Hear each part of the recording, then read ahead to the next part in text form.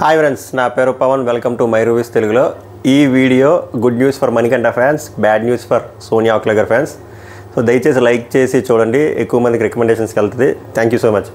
ఈ వీడియోలో Saturday shoot complete అయిపోయింది. అందులో ఏం జరిగింది, ఎవరెవరు సేవ్ అయ్యారు, ఇంకా సేవ్ అవ్వలేదు, ఎవరికి హై ఛాన్స్ ఉంది, సీక్రెట్ రూమ్ ఏమైనా ఉందా, ఎవరికైనా వార్నింగ్లు ఏమైనా అయ్యా, నాకు సార్ నా రాడ్లు ఏమైనా దింపారా, ఇవన్నీ క్లియర్గా సుత్తు లేకుండా 2-3 నిమిషాలు అవగడేస్తాను. ఫస్ట్ వచ్చేసరికి ఈ వీడియో కాదు, సాటర్డే వచ్చే ఎపిసోడ్ అంత ఫైరింగ్గా ఉండకపోవచ్చు, బట్ చిన్న అడ్రస్ చేశారట, వీడియోలు ప్లే చేసేవండి. బట్ యాజ్ యూజువల్ అంత లేదని టాక్. సో ఎక్స్పెక్టేషన్ ఎక్కువ పెట్టుకోకండి. నెక్స్ట్ వచ్చేసరికి సీక్రెట్ రూమ్ అన్నారు, మణికంఠ సీక్రెట్ రూమ్ అన్నారు కదా. మణికంఠ సీక్రెట్ రూమ్ లేదు, తొక్కలేదు, ఏం లేదు, మణికంఠ సేవ్ అయిపోయాడు. సో మోస్ట్లీ సీక్రెట్ రూమ్ ఉండకపోవచ్చు. దాని పాసిబిలిటీ ఏంటో చెప్తాను చూడండి. ఈ రోజుకి సాటర్డే ఎపిసోడ్ షూట్ అయ్యేసరికి 3 సేవ్ అయిపోయారు. మణికంఠ సేవ్ అయిపోయాడు, ప్రేరణ సేవ్ అయిపోయింది, నబీల్ అఫ్రిది సేవ్ అయిపోయారు.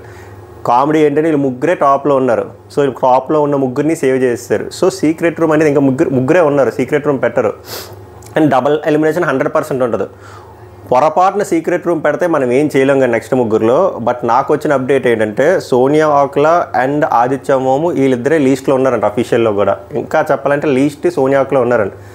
సో వీళ్ళు ప్రాసెస్ పరంగా వెళ్తే సోనియా ఆక్లా గారిని ఎలిమినేట్ చేసేస్తారు, అయిపోతుంది. అది ఇంకో 2కి స్టార్ట్ అవుతుంది సండే ఎపిసోడ్ షూటు, 4:30-5కు తెలిసిపోతుంది. బట్ మ్యాక్స్ అది అవ్వచ్చు, మళ్ళీ అవ్వకపోతే నేను తిట్టుకోవద్దు, ఎందుకంటే ఇది జస్ట్ అన్ అనాలిసిస్ మాత్రం. ఎందుకంటే 3 సేవ్ అయ్యారు, 3 ఇంకా ఉన్నారు. బట్ ఓటింగ్లో వాళ్ళిద్దరికి తక్కువ ఉంది అని టాక్, ఆదిత్య ఓము సోనియా ఆక్లా. సో వీళ్ళిద్దరిలో ఎవరైనా ఎలిమినేట్ అవ్వచ్చు. హై ఛాన్సెస్ ఎక్కువ వరకు ఉంది, ఎడ్జ్ ఎక్కువ ఉందంటే సోనియా ఆక్లాకి. లేదు సోనియా ఆక్లా గారిని సేవ్ చేయాలని చెప్పి బిగ్ బాస్ మేనేజ్మెంట్కి వెళ్ళి ఫిక్స్ అయితే అప్పుడు సీక్రెట్ రూమ్లో సోనియా ఆక్లా గారిని పెట్టడానికి ఛాన్స్ ఉంది. పెట్టినా కూడా ఇంట్రెస్టింగ్గా ఉంటుంది. అప్పుడు పృథ్వీ ఏం మాట్లాడుతున్నాడు, మిగిలిన హౌస్మేట్స్ ఏం మాట్లాడుతున్నారు అని చెప్పి ఆక్లా గారు ఫీల్ అవుతారు, బాగుంటుంది. కానీ బట్ మెజారిటీ ఆఫ్ ఆడియన్స్ ఆక్లా గారిని బయటకు రమ్మని కోరుకుంటున్నారు, స్వాగతం కోసం వెయిట్ చేస్తున్నారు బయట. చూద్దాం, ఏమైనా జరగచ్చు. యాజ్ ఆఫ్ నౌ అయితే ఇవి అప్డేట్స్.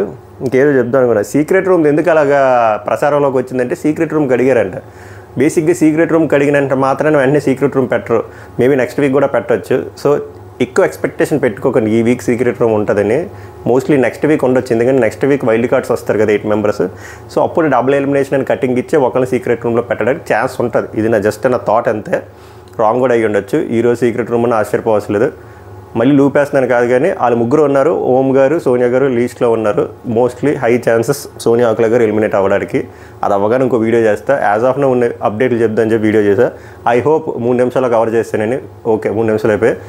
లైక్ చేయండి, కామెంట్ చేయండి, షేర్ చేయండి. మళ్ళీ నెక్స్ట్ వీడియోలో కలుద్దాం. Good bye.